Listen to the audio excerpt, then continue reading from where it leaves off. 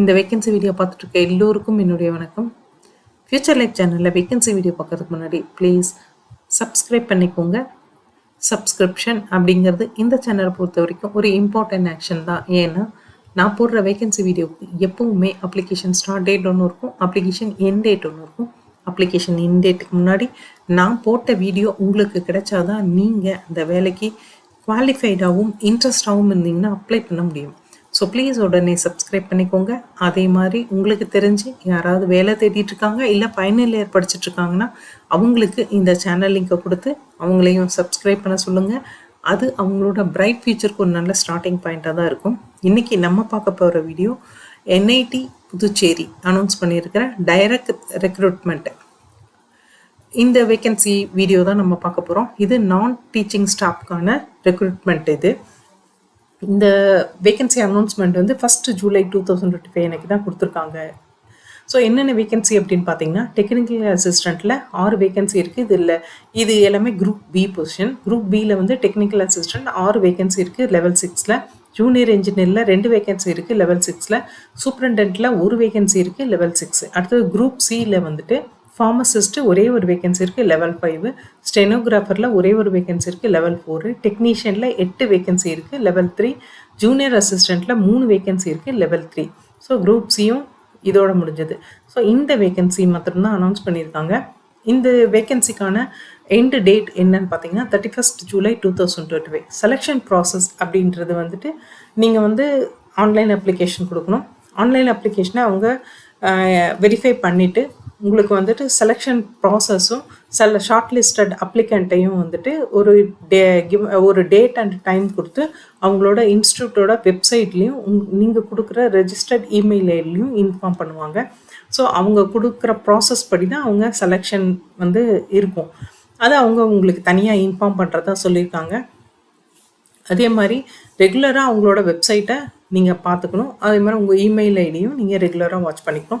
Age லிமிட்டை பொறுத்த வரைக்கும் அவங்க வந்துட்டு கட் ஆஃப் டேட் வந்து 31 ஜூலை 2025. குவாலிஃபிகேஷனுக்கும் ஏஜ் லிமிட்டுக்கும் கட் ஆஃப் டேட்டாக வச்சுக்க சொல்லியிருக்காங்க. எஸ்சி எஸ்டி பிடபிள்யூபிடி இந்த மாதிரி கேண்டிடேட்ஸ்க்கு ஏஜ் ரிலாக்ஸேஷன் அப்படிங்கிறது ஆஸ் பர் கவர்மெண்ட் நார்ம்ஸ் வந்து அவங்க கொடுத்துருக்காங்க. அதே மாதிரி வந்துட்டு ஏஜ் ப்ரூவ் பண்ணுறதுக்கு நீங்கள் 10th மார்க் ஷீட்டையோ இல்லை பர்த் சர்டிஃபிகேட்டையோ கண்டிப்பாக கொடுக்கணும் அப்படின்றத வந்து அவங்க சொல்லியிருக்காங்க. நீங்கள் ஒரு போஸ்ட்டுக்கோ இல்லை 2-3 போஸ்ட்டுக்கு கூட நீங்கள் அப்ளை பண்ணலாம். ஆனால் அப்ளிகேஷன் உங்களோட அப்ளிகேஷனும் அதே மாதிரி அப்ளிகேஷன் ஃபீஸும் தனித்தனியாக இருக்கணும், இல்லைன்னா ரிஜெக்ட் பண்ணிடுவாங்க. இதில் ஏஜ் ரிலாக்ஸேஷனை பொறுத்த வரைக்கும் எஸ்சி எஸ்டிக்கு 5 இயர்ஸ், ஓபிசி என்சிஎலுக்கு 3 இயர்ஸ், பிடபிள்யூபியில் அன்ரிசர்வ் கேட்டகரியாக இருந்தால் 10 வருஷம், பிடபிள்யூபியில் ஓபிசி என்சிஎலாக இருந்தால் 13 வருஷம், பிடபிள்யூபியில் எஸ்சி எஸ்டியாக இருந்தால் 15 வருஷம். ஸோ இந்த மாதிரி ஆஸ் பர் கவர்மெண்ட் நார்ம்ஸ் வந்து ரிலாக்ஸேஷன் கொடுத்துருக்காங்க. அப்ளிகேஷன் ஃபீஸ் அப்படின்னும் போது ஜென்ரல் கேட்டகரியாவோ அன்ரிசர்வ்டாவோ ஓபிஎஸ்சி என்சிஎல்லாக இருந்தாவோ இடபிள்யூஎஸ்ஆர் இருந்தாவோ 500 ருபீஸ் சொல்லியிருக்காங்க. SC ST PWBD female candidate இருந்தால் ஃபீஸே இல்லைன்னு சொல்லியிருக்காங்க. அதே மாதிரி செலக்டட் கேண்டிடேட்ஸ் வந்து 1 இயர் ப்ரொபேஷன் பீரியட். அதுக்கப்புறம் உங்களோட சாட்டிஸ்ஃபேக்டரி பர்ஃபார்மன்ஸை வச்சு உங்களோட ஜாப் வந்து கன்ஃபார்ம் பண்ணப்படும். அதே மாதிரி செலக்டட் கேண்டிடேட்ஸ் வந்து எங்கே வேணால் ட்ரான்ஸ்ஃபர் பண்ணுவாங்க, டிபார்ட்மெண்ட் வைஸு எனி டைமு அந்த இன்ஸ்டியூட்குள்ளே அவங்க. அதே மாதிரி வந்து சர்டிஃபிகேட் வெரிஃபிகேஷன் அப்போ ஆன்லைன் அப்ளிகேஷன் நீங்கள் போடும்போது என்ன மாதிரியான டாக்குமெண்ட்ஸ் கொடுத்தீங்களோ அதில் ஒரு அட்டஸ்டட் காப்பீஸ் வந்து நீங்கள் ப்ரொடியூஸ் பண்ணணும் வெரிஃபிகேஷனுக்கு. அதே மாதிரி அந்த காப்பீஸோட ஒரிஜினல்ஸும் நீங்கள் கண்டிப்பாக கொடுக்கணும். இந்த ஒரிஜினல் சர்டிஃபிகேட்ஸ் கொடுக்காத போது உங்கள் கேண்டிடேச்சர் கண்டிப்பாக கேன்சல் பண்ணப்படும். அதே மாதிரி இப்போ கவர்மெண்ட்லேயோ செமி கவர்மெண்ட்லேயோ அட்டானமஸ் பாடிஸ்லேயோ ஒர்க் பண்ணிகிட்டு இருக்க யாராவது அப்ளை பண்ணணும் அப்படின்னா ஒரு என்ஓசி சர்டிஃபிகேட் நீங்கள் கண்டிப்பாக ப்ரொடியூஸ் பண்ண வேண்டி இருக்கும். என்ஓசி சர்டிஃபிகேட் வந்து அந்த வெரிஃபிகேஷன் டைமில் நீங்கள் ப்ரொடியூஸ் பண்ணால் போதும்னு சொல்லியிருக்காங்க. லாஸ்ட் டேட் வந்து 31 ஜூலை சொன்னேன் இல்லையா, அந்த டேட்டை வந்து குவாலிஃபிகேஷனுக்கோ எக்ஸ்பீரியன்ஸ்க்கோ அவங்க வந்து அதை வந்து ஒரு கட் ஆஃப் டேட்டாக நீங்கள் வச்சுக்கலாம் அப்படின்றது சொல்லியிருக்காங்க. ஸோ என்ன க்ரைட்டீரியா அப்படின்னு பார்த்தீங்கன்னா, டெக்னிக்கல் அசிஸ்டண்ட் அப்படிங்கிறது வந்து குரூப் பி கேட்டகரி. இதுக்கு வந்து சேலரி அப்படிங்கிறது 9,300லேருந்து 34,800 வரைக்கும் இருக்கும்னு சொல்லியிருக்காங்க. அதே மாதிரி இதுக்கு மேக்ஸிமம் ஏஜ் லிமிட் 30 இயர்ஸ்ன்னு சொல்லியிருக்காங்க. இதுக்கு வந்துட்டு நீங்கள் பிஓ பிடெக்கோ எம்சிஏவோ படிச்சிருக்கணும்.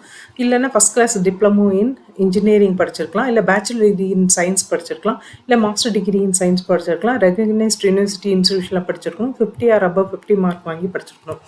அடுத்தது வந்துட்டு ஜூனியர் இன்ஜினியர் குரூப் பி.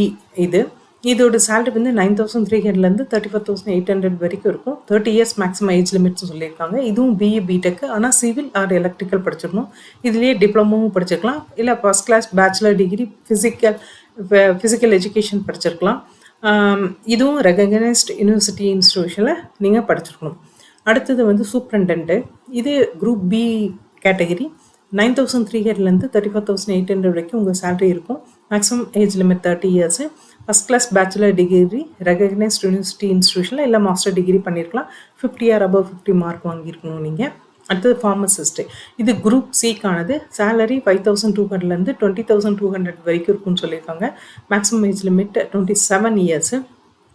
இதுக்கு நீங்கள் பி ஃபார்ம் படிச்சிருக்கணும் கண்டிப்பாக. B pharm or 2 years diploma வந்து படிச்சிருக்கணும். இதுவும் ரெகக்னைஸ்ட் யூனிவர்சிட்டி இன்ஸ்டியூஷனில் ஃபுல் டைம் வந்து நீங்கள் படிச்சிருக்கணும். அடுத்தது வந்து ஸ்டெனோகிராஃபர். இது வந்து குரூப் சி பொசிஷன். 5,200லேருந்து 20,200 வரைக்கும் உங்கள் சேலரி இருக்கும். மேக்ஸிமம் ஏஜ் லிமிட் வந்து 27 இயர்ஸு.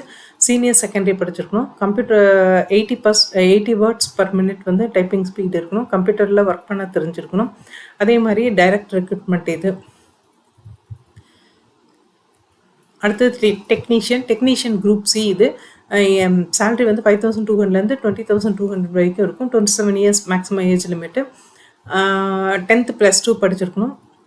ஐடிஐ படிச்சிருக்கலாம். கவர்மெண்ட்டில் 10th +2 படிச்சுட்டு கவர்மெண்ட் ரெகனைஸ்ட் போர்டில் 50 ஆர் above 50 மார்க் வாங்கி ஐடிஐ வந்து எனி ட்ரேட் வேணால் நீங்கள் படிச்சிருக்கலாம். இல்லை 3 இயர்ஸ் வந்து ஏதாவது டிப்ளமோ இல்லை டிகிரி அந்த மாதிரியும் நீங்கள் படிச்சிருக்கலாம் இந்த டெக்னீஷியன் பொசிஷனுக்கு. அடுத்தது ஜூனியர் அசிஸ்டன்ட். இது குரூப் சி. 5,200லேருந்து 20,200 வரைக்கும் உங்கள் சேலரி இருக்குன்னு சொல்லியிருக்காங்க. மேக்ஸிமம் ஏஜ் லிமிட் வந்து 27 இயர்ஸு. இதுக்கும் 10th +2 படிச்சிருக்கணும். அதே மாதிரி 35 வேர்ட்ஸ் பர் மினிட் வந்து உங்களுக்கு டைப்பிங் ஸ்பீட் இருக்கணும். கம்ப்யூட்டரில் நல்லா ஒர்க் பண்ண தெரிஞ்சிருக்கணும். இது வந்து டைரக்ட் ரெக்ரூட்மெண்ட். இது அப்ளிகேஷன் லிங்க் வந்து கொடுத்துருக்கேன். இதில் நேராக போய்ட்டு நீங்கள் அப்ளிகேஷன் லிங்க்குக்கே போயிருக்கலாம். அஃபிஷியல் வெப்சைட்டும் கொடுத்துருக்கேன். நீங்கள் இதில் போய்ட்டு டீட்டெயிலாக அவங்க கொடுத்துருக்குற ஒவ்வொரு குவாலிஃபிகேஷன், அதே மாதிரி அதில் இருக்க ரிலாக்ஸேஷன் இதெல்லாமே ரொம்ப லென்த்தியாக கொடுத்துருக்காங்க. நான் வீடியோக்காக ரொம்ப ஷார்ட்டாக பண்ணியிருப்பேன் நான். நீங்கள் திருப்பி போய்ட்டு நோட்டிஃபிகேஷனை ஃபுல்லாக படிச்சுட்டு அப்ளிகேஷன் லிங்க்கில் போய்ட்டு நீங்கள் அப்ளிகேஷனை பார்த்து நீங்கள் அதுக்கப்புறம் அப்ளை பண்ணிக்கலாம். வீடியோ பார்த்த எல்லாருக்கும் ரொம்ப தேங்க்ஸ். அதே மாதிரி அப்ளை பண்ண போகிற எல்லாருக்கும் best of luck. Next vacancy வீடியோவில் பார்ப்போம். தேங்க்யூ.